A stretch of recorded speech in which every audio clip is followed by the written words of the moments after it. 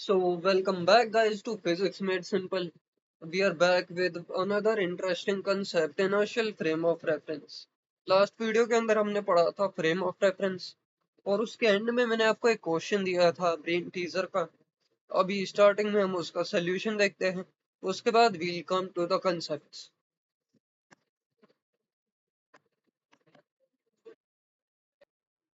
So, as you can see in the video, like a car is moving at a constant speed of 40 km/h along a straight road, which heads towards a large vertical wall and makes a sharp 90-degree turn by the side of the wall.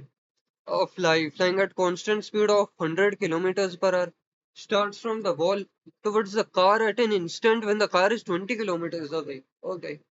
Flies until it reaches the glass pane of the car and returns to the wall at the same speed.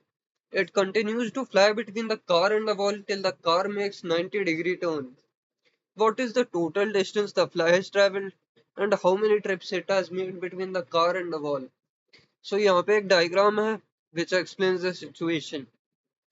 Distance आपका car और wall के बीच में 20 kilometre पर आ रहा है, 20 kilometre है, and the velocity of the car is 40 kilometre per our.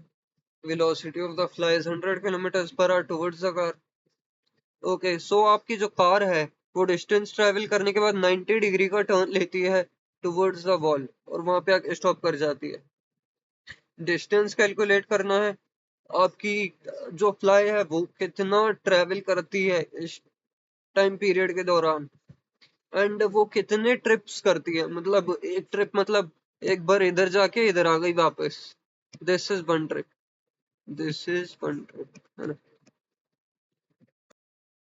So okay, एक काम करते हैं, the distance taken by the car to reach the wall पहले कैलकुलेट करते हैं. सो इक्वेशन ऑफ मोशन लगाएंगे, s equals to ut plus half a t square. Distance है 20 kilometre, initial velocity है 40 into t प्लस हाफ.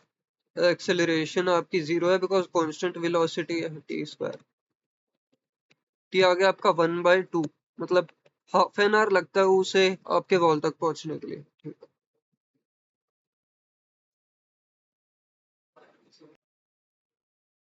अब एक काम करते हैं, acceleration of the fly calculate करते हैं कि एक्सेलरेशन कितना है उसका. u of fly with respect to the car कितना है, मतलब initial velocity of the fly with respect to car है 140 किलोमीटर पर आवर बिकॉज एक दूसरे की तरफ आ रहे हैं, वो एड अप हो जाता है. Final velocity of the fly with respect to the car कितनी है, 0.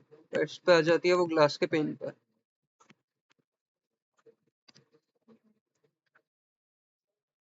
इक्वेशन ऑफ मोशन यूज करते हैं, v square minus u square equals to 2as.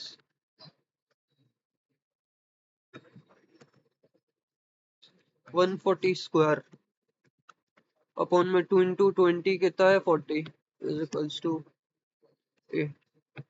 It would be 19600 upon 40 equals to a, which is 490 meters per second square, which is fairly high. 490 meters per second square आपकी fly का acceleration. Time taken calculate करते हैं, fly को कितना time लगता है.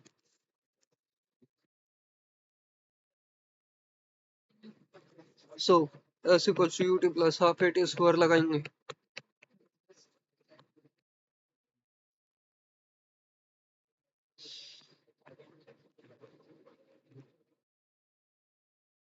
कितना है आपका u 140 है, हाँ.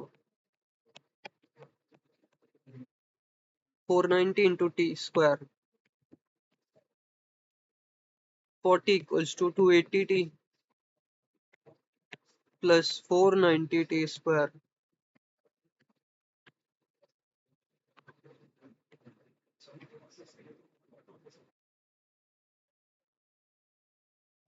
साइंटिफिक कैलकुलेटर का यूज कर सकते हैं आप इसे सॉल्व करने के लिए. सो आपका टी आता है 0.118 सेकेंड्स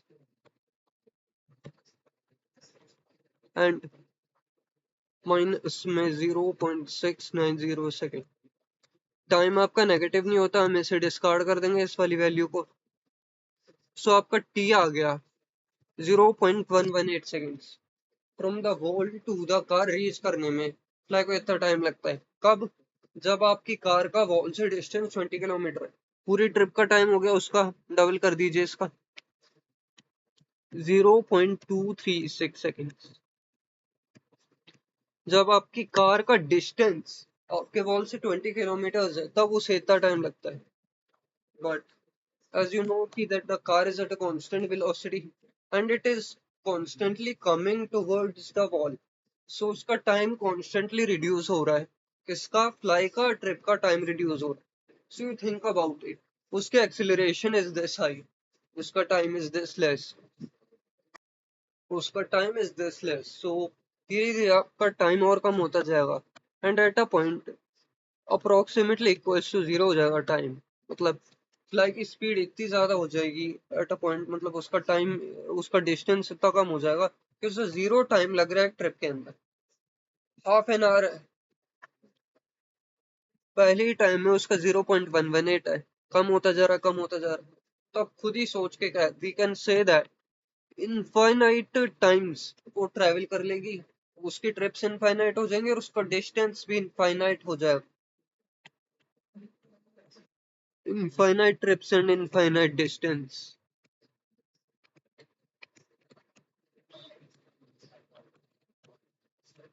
अगर मैथमेटिकली जाए तो n की पावर में कुछ the solution will come, but I am here to explain the logic to you guys.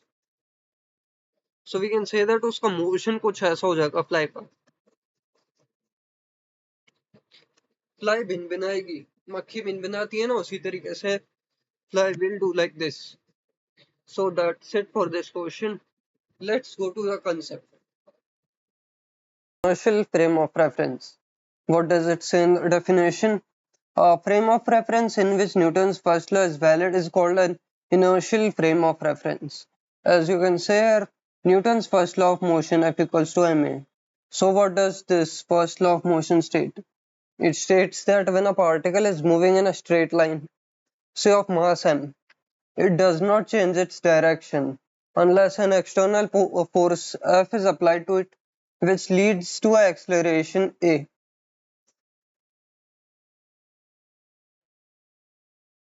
We can also say for inertial frame of reference that the acceleration of the frame itself is zero. For inertial frame of reference, the acceleration of the frame itself is zero, and all the objects that are inside the frame obey the law of inertia.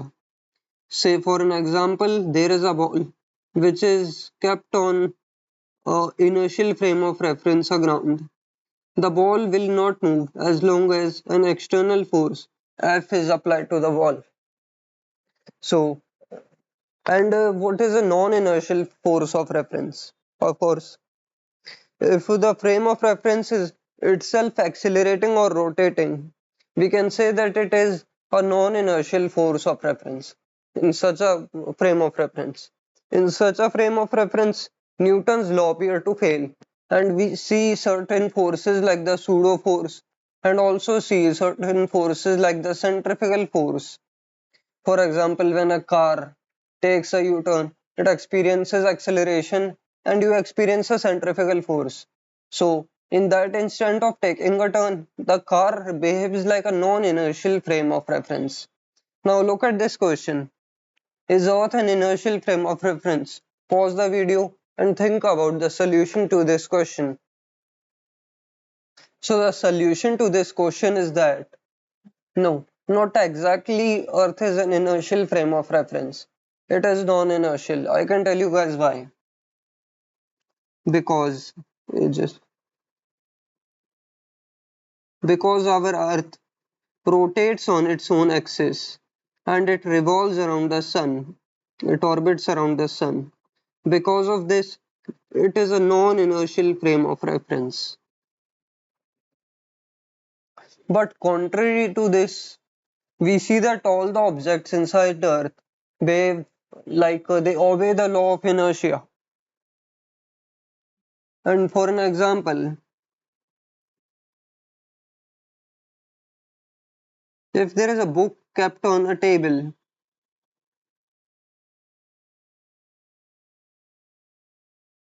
The book experiences a force mg gravitational force and has a contact force of the table n normal. So, like in the contrary way, the book is not accelerating and all that. But if you look at the exact calculations, the mg force is not exactly equal to the normal force because Earth is accelerating.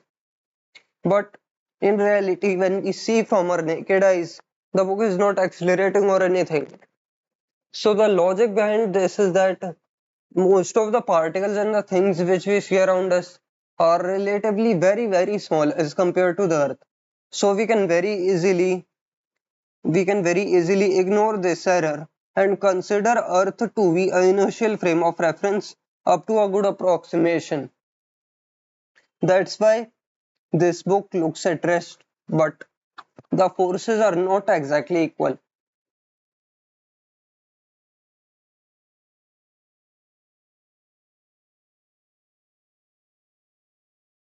Okay, so now take a look at these points. All frames moving with uniformly with respect to an inertial frame are called inertial frames of reference. Yes. For example, a plane flying at uniform velocity with respect to the highway is also inertial. A train moving at uniform velocity with respect to a ground which is an inertial frame of reference is also in an inertial frame of reference. Okay, now after all this, look at this question. It is sometimes heard that inertial frame of reference is only an ideal concept and no such frame actually exists. Pause the video and think about this. So I hope you guys thought about the question. The solution to this is that yes, inertial frame of reference is ideal concept because every particle, every atom in the universe has some energy. And no atom, no particle, no body is absolutely stationary. The Earth spins on its axis and orbits the Sun. The Sun orbits the Milky Way. But for most practical applications, like in the classical mechanics, physicists ignore these details and think of some particles and some things as stationary to maintain them as inertial frame of reference and make the calculations easier. Now take a look at this question. The acceleration of a particle is zero as measured from inertial frame of reference. Can we conclude that no force acts on the particle? Now going to the flashback. I said that an inertial frame of reference is one in which no net force is acting. I did not say that no force is acting, but no net force is acting. So, there can be a case when a particle, say for an example, you have a pen in your hand, and the pen experiences different forces from different directions, but the forces cancel out each other. The pen is at equilibrium and its acceleration is zero. Then also it will be called as an inertial frame of reference. So we cannot say that no force acts on the particle. We can say that no net force acts on the particle and the forces acting on the particle cancel out each other. So I guess you understood both the questions. Like, um, I can give you guys one more example to make your concept more easier, more clear with inertial frame of reference. Say for an example, again, you are in a train and the train is currently acting like an inertial frame of reference. It is in inertia. It is on a track and it is not experiencing any bumps or anything. You toss a coin inside the train. The coin goes up, follows the same path, and comes back to your hand. In that instant, when the coin comes back to your hand, the train is acting like an inertial frame of reference. But say, because of some lags, and the coin changes its path. So in that case, and that instant when the coin changes its path, the train is acting like a non-inertial frame of reference. Non-inertial. Frame of reference.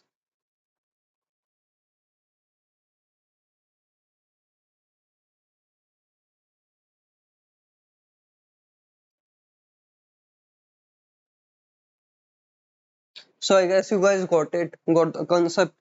Again, I have this brain teaser for you guys. It's a very good question. Take a look at it. Don't use any internet and try to solve this question. Like the video guys. Like, share and subscribe. More videos like this will be coming up. And the solution to this question will be given in the next video.